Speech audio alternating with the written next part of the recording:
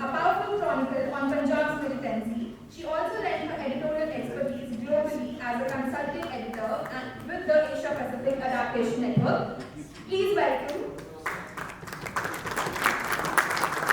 And on the full stage is Dr. Deepti Gupta, Professor of English and Cultural Studies at Punjab University, where she has been shaping mind and conversation for over 3 decades now. An author, columnist, soft skills trainer, and IELTS examiner, she brings both eloquence and edge to every interaction.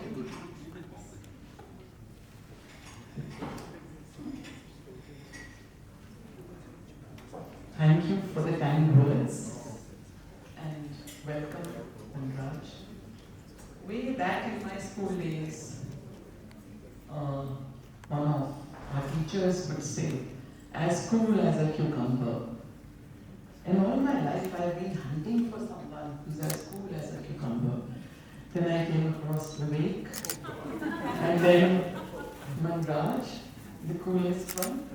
Very wobbly inside. And she's on the box seat. Okay, so let's dive into it straight. What is the level of political and bureaucratic interference in your work today?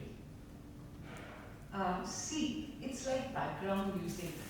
Most of the time it's a buzz. At times it can get very loud. But it hasn't become disruptive. That's all I can say personally. And so we at the Indian Express, we believe in writing stories without fear or favor. And unlike many others, it's been disruptive for many. So right now, fingers crossed. So far. So far, so good. So far, so Any strategy that you need to employ to cool yourself down or take your mind off the interference? Not really. I am a news junkie, and news is continuous. It never stops. So every day is a new day. It's like, in the newspapers we say that it's like making a baby from the scratch every day. So it's both painful but extremely rewarding as well.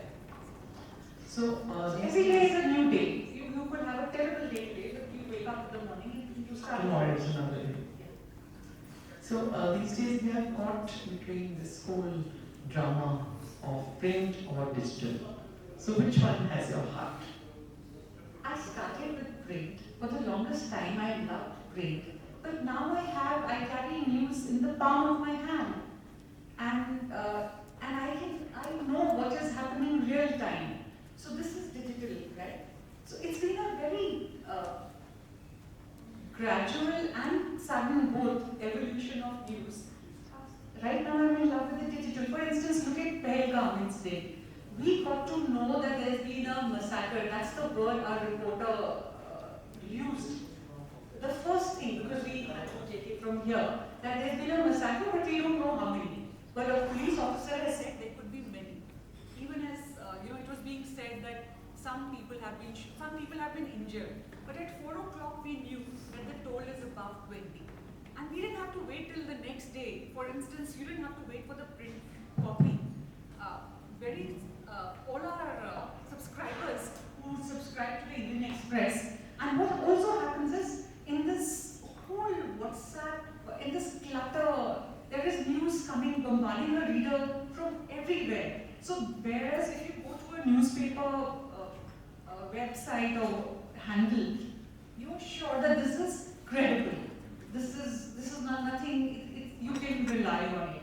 And so that is. I think digital is the way to go. It's fun. Yeah. I also people tell me, in fact, how much they love reading the paper, and they think I should be saying the same. But I love waking up at 1 o'clock in the morning and just scrolling through the news. Because, for instance, this Pahalgam incident itself, so around 10ish you realize there's someone from Haryana. And that picture of that lady, that she's the widow of that naval officer. So we had this news up and running around 8 in the morning. Unlike the past when you would have had to wait for the next day, the newspaper, or you would have to rely on the television. So when did you choose journalism, or did journalism choose you? So my father was a very fond reader of the Indian Express. He was in the army, and Express had many editions right from the very beginning. Not as many now, but in the. And I used to love Phantom, Garfield, and some of the headlines were very nice. So I was in class third. That's what my childhood friends tell me. When in our class, in our times, the teacher would often ask you at the beginning of the session, "Bade hoke kya karoge?" So that is the time I got up and said, because everybody was becoming a doctor or an engineer or a space scientist or an astronaut. I had many astronauts in my class. So I got up and said, editor, the Indian Express. So it's been Something So, at the risk of sounding cliched, which has been your most exciting reporting assignment? It has to be in the parliamentary elections, I think 2004, Mr. Pabbi would know better. I travelled from Srinagar to Agra. So we were told that just go travel and write a news report every day, whatever you get. So that was very exciting. Srinagar and militancy it was quite a hotbed of militancy those days. So I remember going to areas like Tral. We spent 3 days in the valley. Everybody loved Vajpayee ji. Dil bada acha hai. I think right from Srinagar to Agra, there was no one who did not like him. You had to, at night, in the valley, you had to keep the lights of your van on, and you were frisked everywhere. And the army was very stern and strict, and I thought, here, ye to mere hi bande hain. But they had their work to do.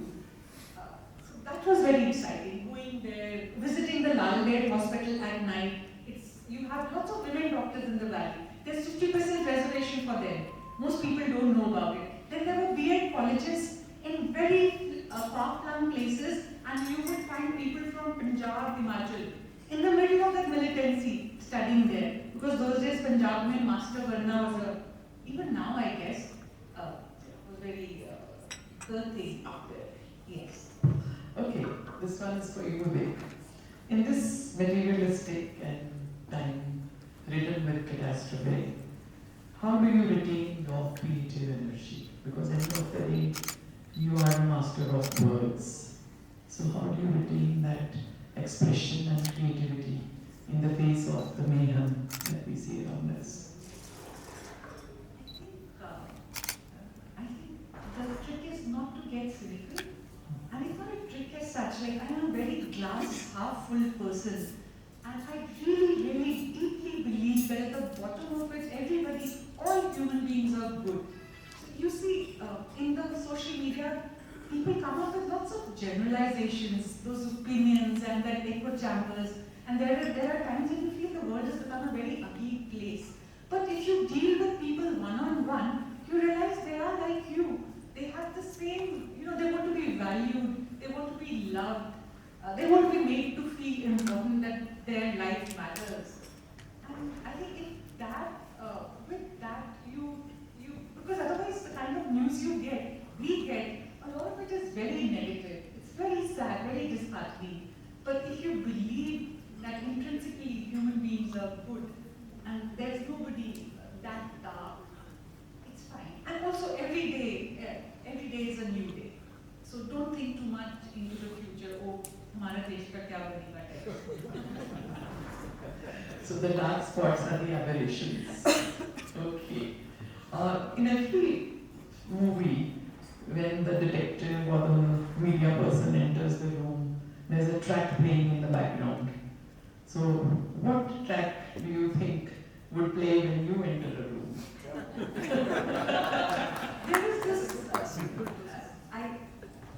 There's this track called Zinda, वो जो हमारे मीका सिंह का movie था. So that's really nice. And उसमें I don't even remember the words because instead of saying पूरा भर ले, I say कॉली भर ले in my mind. It's like be full of life. And it's pathetic because instead of the very lyrical words, I make it पूरा जी ले और कॉली भर ले and all of that. But that's Okay. so. Would you like to sing it for us? So suppose you have to swap jobs with someone for a day, who would it be? I would love to be the Prime Minister's photographer. Imagine being able to say, smile please. So you have button bun side पे देखिए आपका side profile ज़्यादा अच्छा लग रहा है. Okay. So here's this young lady come to take her revenge. I've shut her up so many times in class. So now is the moment. Just okay. So I like a buzzword from you. Manraj as a cook. I cook stories. First word, one word. Bad. Bad. Okay, the Grewal Sharma interface. It's one word. Mercurial. Oh my god. Must tell about this. You as a driver. Khatron Ka Khiladi. I think we end on that note because I'm becoming quite a Khatron Ka Khiladi.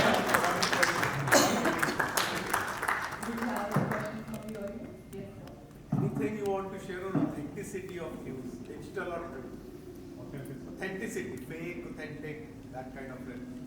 There's a lot of dialogue going around. I would like to add in the present circumstances of ChatGPT, how creative and the authenticity of the news item right now. Well, what ChatGPT has done, I'll answer that first, is that it's given a level playing field to the reporter. Earlier, what used to happen is a reporter with good who could write well, he would see his bylines more frequently because it was easier for the person on the desk. The desk is the person who edits your copy. Because some people, especially the official correspondents in the region, for instance, I remember getting a copy where this guy is talking about a 2-year-old kid. So he says, 2-year-old drowned for want of swimming practice. So, yeah. Or the scooter was left in a running condition, which means he left the ignition on. So with ChatGPT, what has happened is that here is your personal assistant who makes sure that you give a clean copy, your report is minus any grammatical errors. So that way, if you're a good reporter, ChatGPT cannot replace the reporter. ChatGPT is if you're going to, if you are going into second-hand research. But for instance, like Pahalgam, you can't tell ChatGPT, give me a story. It will hallucinate and make up something, but all lies. So you need a reporter on the ground, you need feet on the ground to go to talk to people to find out what the truth is. And as for the authenticity of news, I think most legacy media, they take themselves very seriously, and the only reason we are surviving is because people come to us, regardless of the fact that they get free news from so many sources, but they come to us because they believe that if we've written something, it will be the truth. So we do our fact checking very diligently.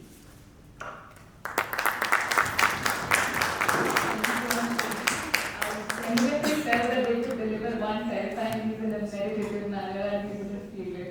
So thank you so much for this invigorating conversation conducted in a class-free manner. So for our first discussion, we have Ms. Simran Singh taking the hot seat. She is the author of an inspirational love story, Does Love Ever End? And Hairaka.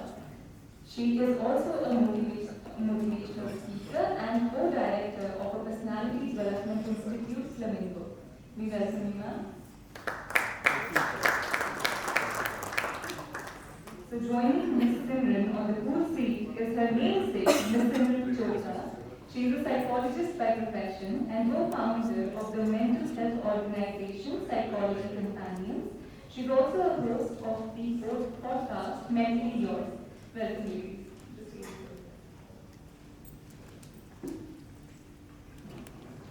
So we are Simran Square. Thank you for coming. I know, right? It feels a little weird saying Simran, how are you feeling today? I'm feeling good, Simran, how are you feeling?